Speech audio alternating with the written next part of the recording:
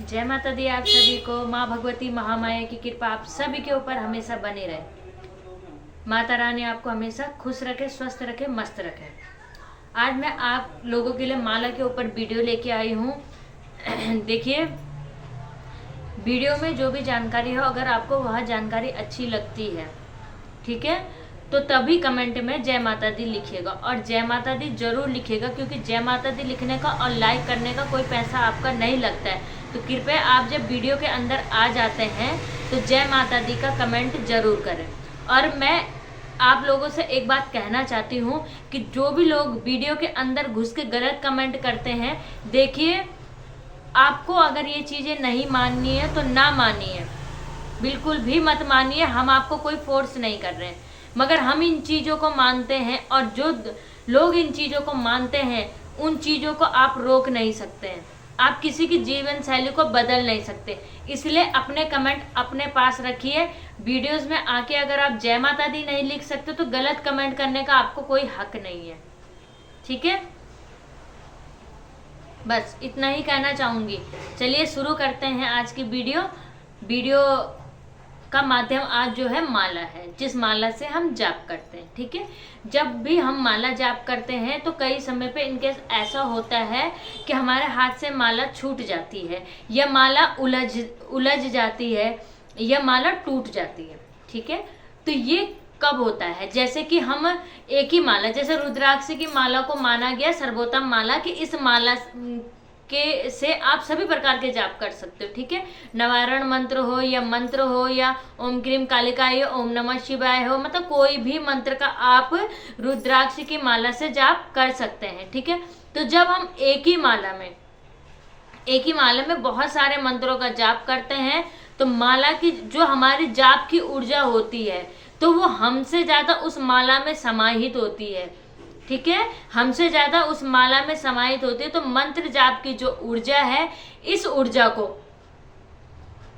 जब ये जो ऊर्जा होती है जब ज्यादा हो जाती है तो इस कंडीशन में कई बार माला टूट जाती है, ठीक है। ये भी एक कारण है।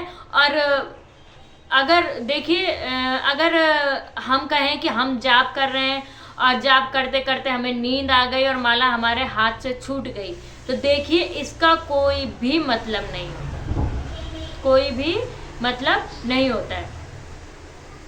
माला हमारे हाथ से छूटती तभी है जब माला जागृत हो जाती है, और माला टूटती भी तभी है जब वह जागृत हो जाती है। जब वो काफ़ी चीज़ों को सहन नहीं कर पाते तब माला हमें कुछ संकेत देती है, ठीक है।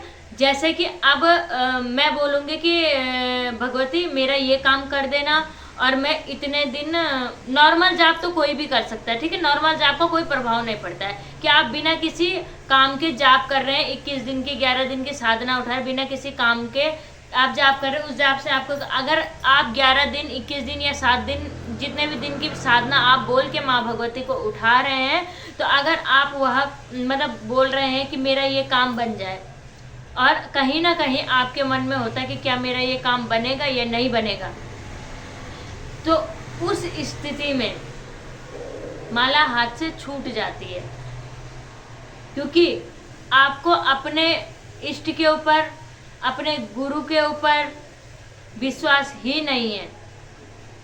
तो उस स्थिति में माला हमें संकेत देती है कि आप खुद को बदलिए, तब माला जाप कीजिए, विश्वास कीजिए, तब माला जाप कीजिए, ठीक है। दूसरी कंडीशन क्या होती है माला उलझने की, टूटने की या छूटने की? अगर हम जाप कर रहे हैं, माना कि हम जाप कर रहे हैं और जाप करते हुए हमारा मन के अंदर बहुत से सवाल चल रहे हैं, अभी ये करना है, अभी वो करना है, ये घर से लेके जॉब से लेके, मतलब कई प्रकार के प्रश्न चल रहे हैं। तो उस स्थिति में भी माला हमको संकेत देती है कि आप खुद को बदलिए, तभी माला या तो उलझती है या टूटती है, ठीक है। देखिए, जैसे कि दिया होता है, दिया से हम कहते हैं कि कई प्रकार के संकेत, क्योंकि जो दीपक भगवती के आगे जलता है वह एक साधारण दीपक नहीं होता है, वह भगवती की ऊर्जा और स्वयं माँ भगवती होती है। तो उस दीपक द्वारा हमें कई प्रकार के संकेत माँ भगवती देते हैं, कभी फूल बनना, कभी फूल ना बनना, अलग अलग प्रकार के फूल बनना, कभी बाती होते हुए भी, तेल होते हुए भी दीपक का बुझ जाना, कभी दीपक का जलना ही ना।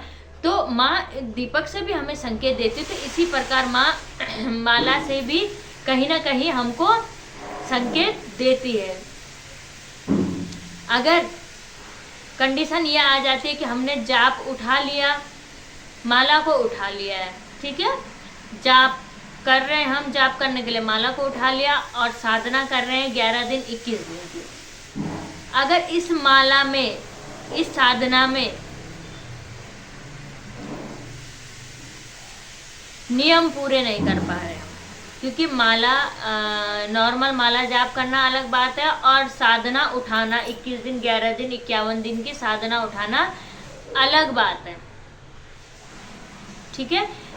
जैसे कि आपने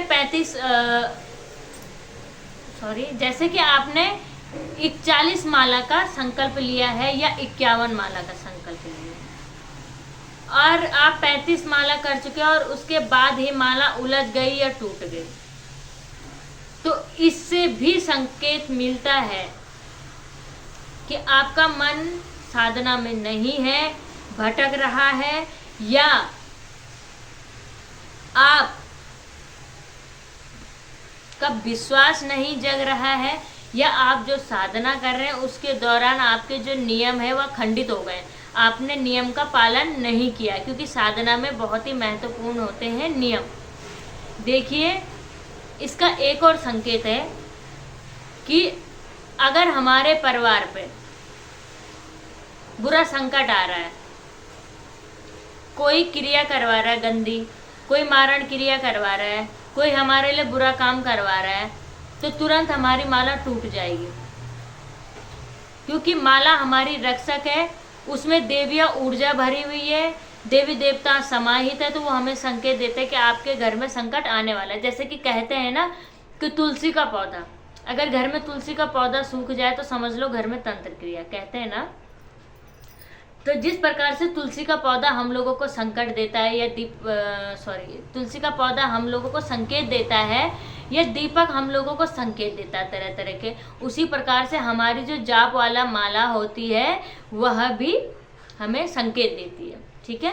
अब तो हमने आपको बता दिया कि कौन कौन सी परेशानियों के कारण माला छूटती है, उलझती है या टूटती है, ठीक है। तो अगर हमारी माला टूट जाए तो फिर हम क्या करें,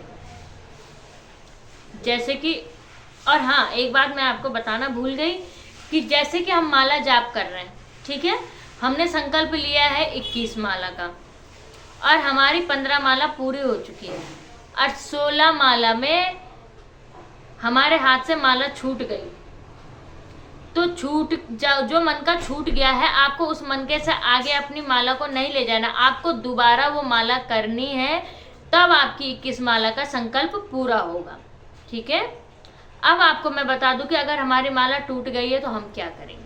देखिए, जब हमारी माला टूट गई है तो ऐसी स्थिति में हम कुछ नहीं करेंगे, उस माला को प्रणाम करके और दूसरे धागे में मोतियों को पिरो के फिर से उसी माला को जाप में लाएंगे, क्योंकि वह हमारा इतने दिन की ऊर्जा, इतने दिन के जाप का फल है, जिससे कई प्रकार की चीजें हो सकती है, कई प्रकार के काम हो सकते हैं, जो हमारी बहुत चीजों को सुनती है, जो हमारे कई कष्टों को काट सकता है, वह माला है हमारे लिए। इसलिए उस माला को दोबारा पिरो के उससे दोबारा जाप आप शुरू कर सकते हैं। आज की वीडियो में इतना ही था, आज के लिए इतनी ही जानकारी थी। कृपया जो भी वीडियोस को देखता है कमेंट में जय माता दी जरूर लिखिएगा। लाइक करने और कमेंट करने का कोई पैसा आप लोगों को नहीं लगता है, और इधर उधर की वीडियो देखने से बढ़िया ज्ञानवर्धक वीडियो देखिए। हम ये नहीं कहते कि हम ज्ञानी हैं, मगर कुछ ना कुछ तो ज्ञान हम आपको देते ही होंगे। आशा करती हूँ आपको ये वीडियो पसंद आई होगी। जय माता दी, जय महाकाल।